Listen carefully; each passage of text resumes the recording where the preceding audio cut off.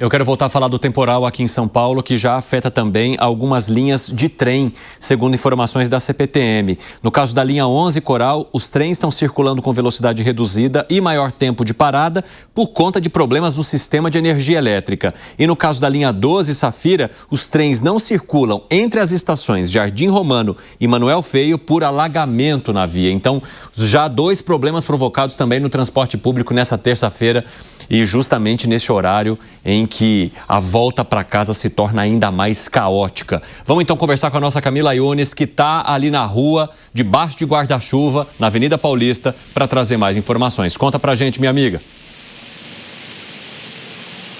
Pois é, Evandro, pancada de chuva forte aqui na capital paulista. Começou por volta das 4h30 da tarde. Foi uma chuva bem forte, acompanhada de rajadas de vento. Ainda chove aqui na cidade de São Paulo. Essas precipitações deram uma diminuidazinha e agora voltaram a ficar mais fortes. De acordo com o Centro de Gerenciamento de Emergências Climáticas, toda a capital paulista está em estado de atenção.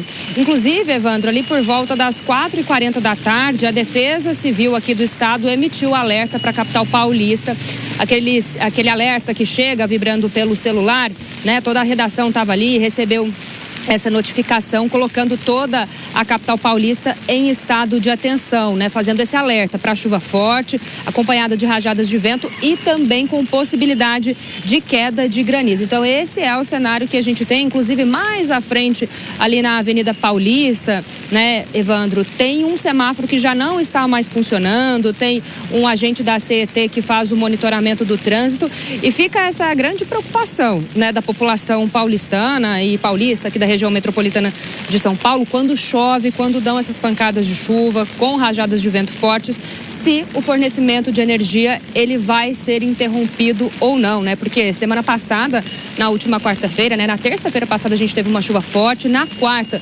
tivemos ventos que chegaram a quase 100 km por hora e provocou bastante estrago aqui na cidade de São Paulo. Evandro, a notícia boa ou não, porque a gente está precisando de chuva, né? Mas a gente precisa de uma chuva consistente e volumosa, né? Porque essas pancadas acabam mais atrapalhando do que ajudando. É que amanhã a tendência é de que essas precipitações já comecem a diminuir, porque a gente está tendo deslocamento de uma frente fria. Essa frente fria provocou chuva forte e volumosa também na região sul do país. Ela está se deslocando aqui pelo sudeste, provocando também precipitações. A gente tem bastante umidade na atmosfera, tá bastante calor, só que essa frente fria vai fazer as temperaturas caírem.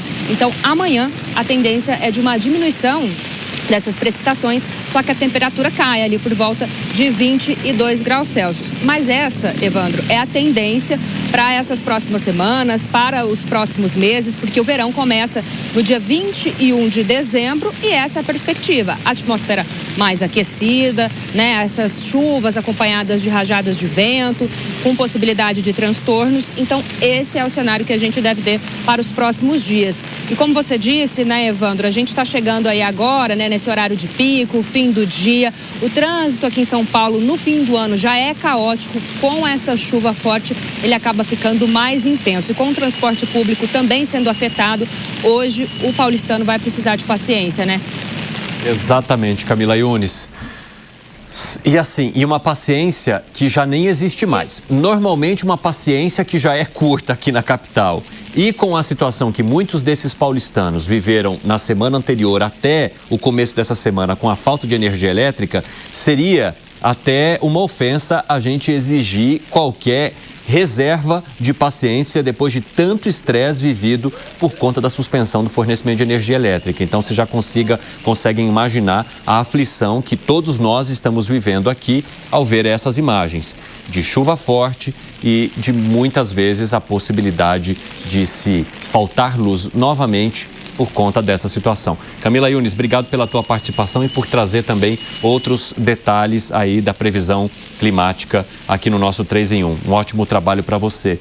Ô Alangani, e como é que você avalia então o trabalho que deve ser feito pelas autoridades nesse momento tendo várias dessas imagens já como exemplo e a possibilidade agora do serviço sofrer novamente no momento em que a Enel já enfrenta uma crise. Bom, primeiro a gente tem uma situação emergencial, então cobrar a empresa, sei lá como, né? Porque já sofreu um monte de multas aí milionárias e nada resolveu para conseguir restabelecer a energia o mais rápido possível. Agora, numa visão mais de médio e longo prazo, Evandro, precisa restabelecer também, reformular, melhor dizendo, o contrato. Porque, veja, o que a Enel alega? Ela fala o seguinte, olha, a gente está cumprindo o contrato. Mas então que contrato é esse que demora uma semana para restabelecer a energia? Então esse contrato foi muito mal feito. Então também tem uma responsabilidade aí da ANEEL, né, de formular melhor esse contrato. É claro que é difícil você rescindir o contrato, embora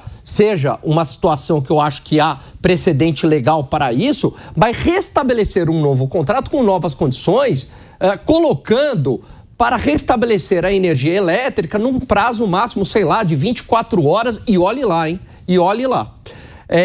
E também resolver a questão da poda da árvore aqui na cidade de São Paulo.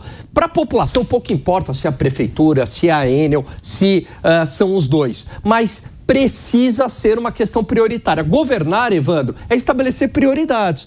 E a poda da árvore, talvez em outra cidade não seja uma prioridade, podar uma árvore. Mas na cidade de São Paulo, por conta, né, de infestação de cupins, enfim, cai árvore com qualquer vento, se tornou uma prioridade máxima. Exatamente. E o problema é que a gente tem agora o alerta da Defesa Civil com possibilidade de vento e granizo aqui também na capital, que são justamente os fenômenos e os problemas que provocam a queda de árvores da aviação e, consequentemente, a falta de luz, seu Zé Maria Trindade. Pois é, são fenômenos da natureza previsíveis e a tecnologia está cada vez mais especializada e permitindo a previsão de fenômenos assim e merece todo um cuidado das autoridades. A gente vive aqui falando do Estado, o Estado seria isso. O Estado que prevê ações assim e encontra saídas. E a gente vê que essa história de chuvas em São Paulo, alagamento, e agora aumentou, né? Quer dizer, o problema não é só o alagamento, mas também a queda de árvores e deixar as pessoas sem luz. Hoje nós somos dependentes de energia elétrica. Existem, por exemplo, alguns pacientes que ficam em casa que dependem até a vida, né? De energia elétrica, por exemplo. E, consequentemente, esses contratos deveriam ser muito mais sólidos mesmo, viu, Alan? Eu tenho acompanhado PPPs e concessões assim e vejo que o que faz a diferença é o tipo de contrato e a possibilidade, inclusive, de denunciar o contrato. Não existe nenhum contrato que não pode ser rompido. O que se discute é o preço a pagar para romper o contrato. Nesse caso aí, fica muito claro que essa empresa tem que ser banida e os outros estados tomarem isso como exemplo, porque ninguém é bom no estado e ruim no outro. Ou seja, no estado de Goiás, o Ronaldo Caiado pôs ela para correr.